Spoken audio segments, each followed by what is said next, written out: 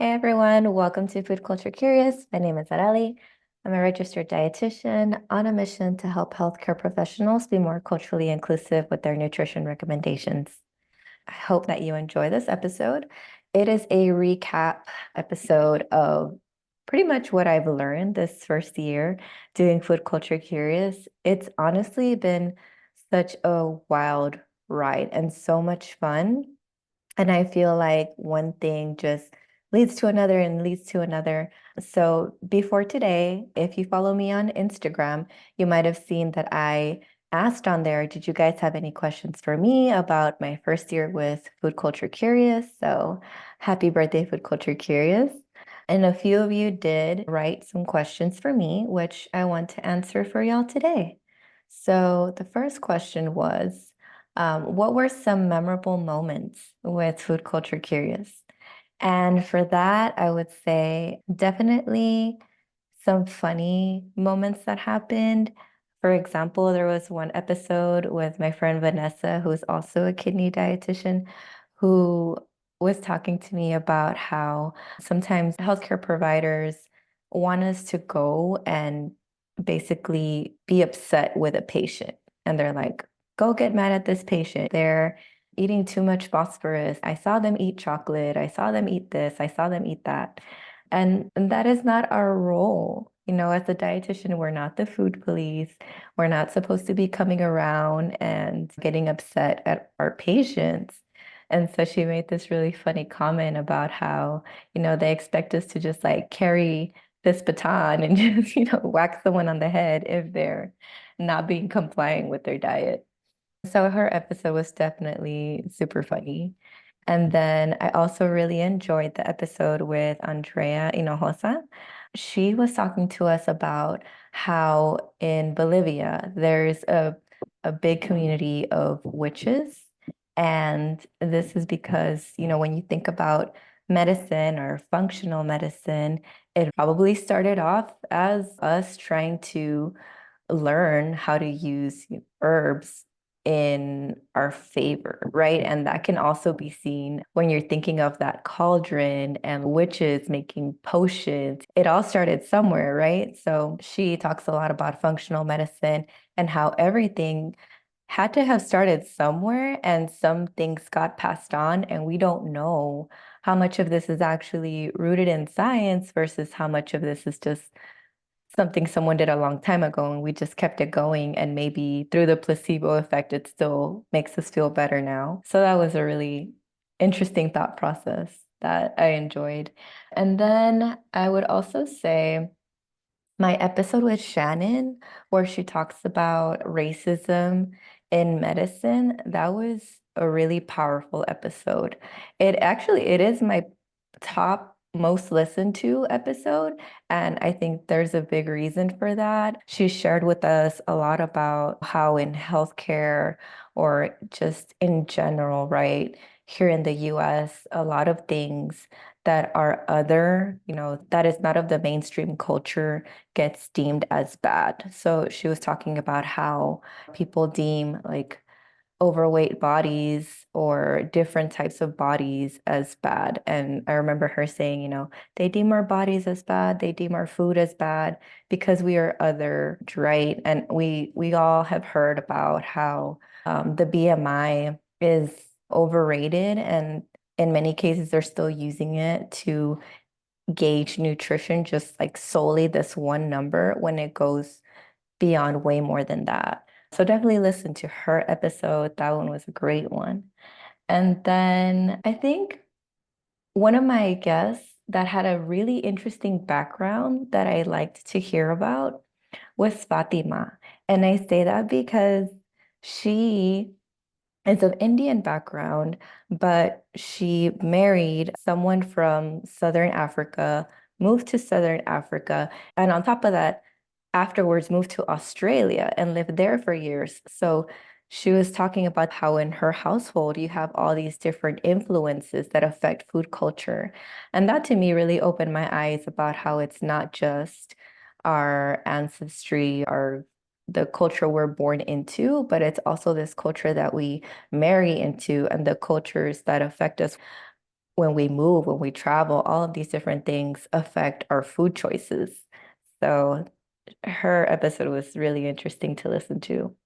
And then another question that I received was, how has food culture curious changed how you practice in your daily practice working as a dietitian? And I want to say that there are a few things that stick out as far as this question, some preconceived notions that I had.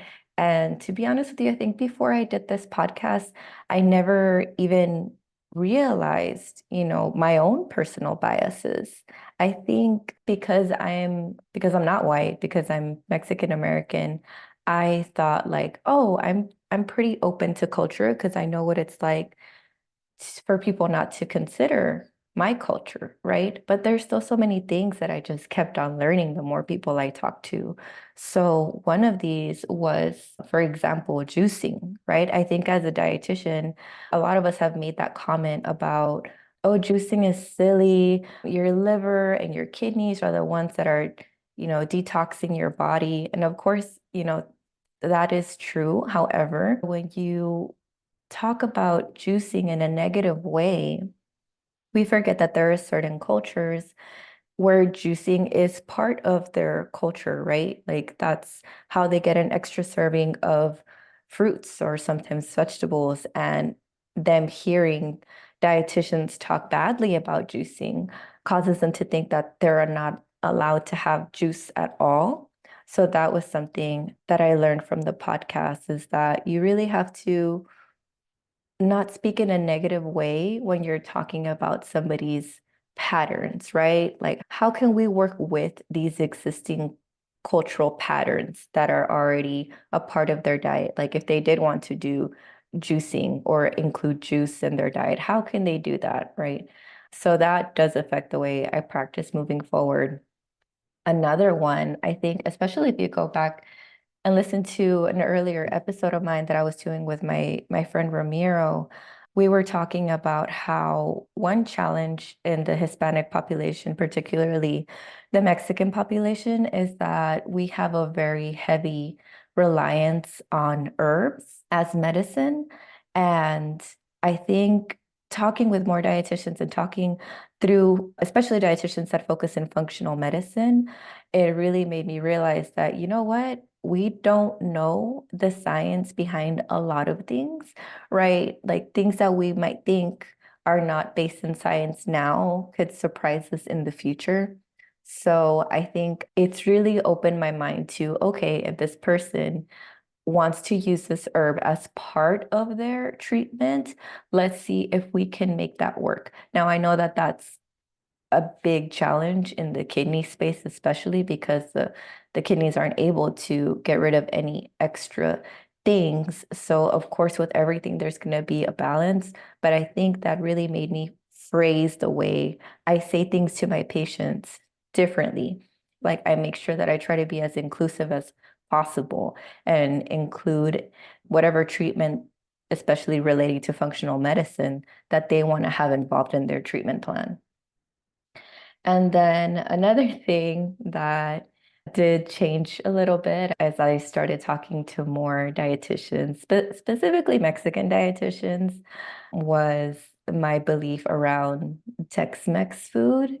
So, being a Mexican American, to me, when I think Tex-Mex, I'm referring to things that are very commercialized, like Taco Bell or Iguana Joe's, or places where I go there and for lack of better expression, I go there and the food looks like Mexican food, but it doesn't taste like Mexican food. Or they use ingredients that normally aren't in Mexican food. And I didn't like the way that people would equate Tex-Mex with authentic Mexican food because what you find at Tex-Mex restaurants is, of course, always going to be a little bit more calorie heavy. Sometimes it's going to have yellow cheese, which you rarely see in authentic Mexican cuisine and things like that. However, especially when I was talking to my dietitian friend, Michelle, She really talked with me about how Tex-Mex is its own thing.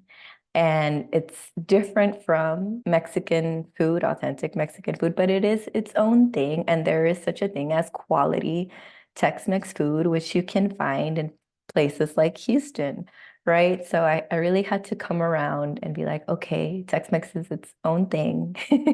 And there's good Tex-Mex out there. Um, Okay, and then another question that I received was, what foods have you tried because of Food Culture Curious? So as you know, not only do I interview the dietitian, but I try to, if they're from the Houston area, I try to meet them at a restaurant of their choice and usually experience foods from their culture. So I did this with Shannon. She took me to a soul food restaurant. I did this with Melody. She took me to a hot pot restaurant. And I had really great experiences, not only trying foods that maybe I wouldn't have normally tried, but having someone actually explain to me what's in them, how are they made, what seasonings are used in these types of foods, when are you most likely to see these types of foods? Like, are there certain holidays where these foods are more present? So, a few foods that I tried because of these experiences was salty lemonade. So, this was a Vietnamese drink that I probably would not have tried if I had not gone with my friend to this Vietnamese restaurant. And it was called Chan Moi. Forgive me if I'm butchering that name, but that was my first time trying a salty lemonade. I also, because of my interview with Melody, she recommended to me this dessert that's Taiwanese, and it includes taro and red beans. And I had never had red beans or on any beans in a dessert form. So this was my first time eating sweet beans. And in our episode, we had talked about how beans usually in the Mexican culture, you only really see it in savory dishes. And she was talking about how in Taiwanese culture, you only see beans in desserts. So I had to go out and try some dessert beans. But I am looking forward to continuing these experiences. And this month, we're gonna meet with a Colombian dietitian. Her name is Diana, and she's gonna take us to a Colombian restaurant. So if you're in Houston and you want to join us, follow me on Food Culture Curious Instagram. And on there, I talk about what meetings we have coming up. You can also join the Facebook group. I post about it there as well. So if you're in the Houston area and you want to try out some different types of foods and talk to dietitians of different cultures, we can make that happen. So follow me on there. And then finally, what am I looking forward to the most for the future as far as Food Culture Curious? I am looking forward to opening it up to more than just dietitians.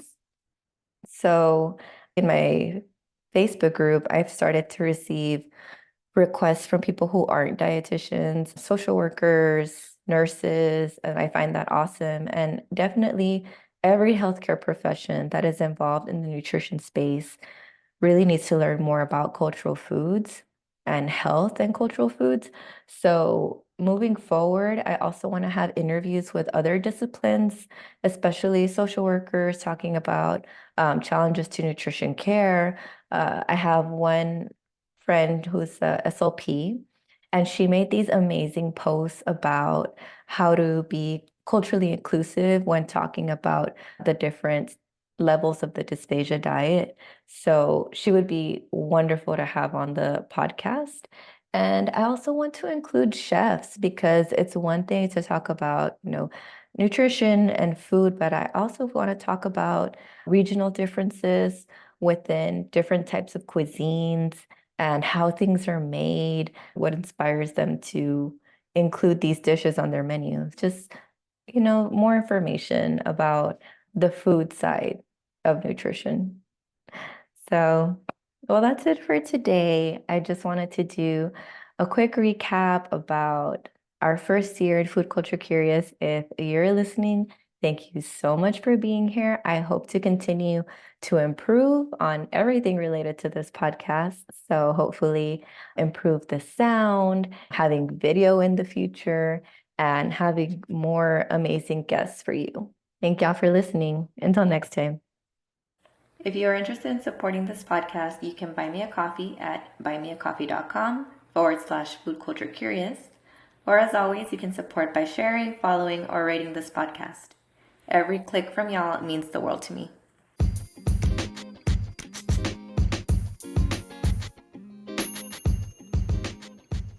And now for a quick disclaimer. Food Culture Curious is for educational and entertainment purposes only and does not take the place of medical advice from licensed healthcare professionals. If you need to seek medical advice, please speak to your healthcare provider. Thank you for listening.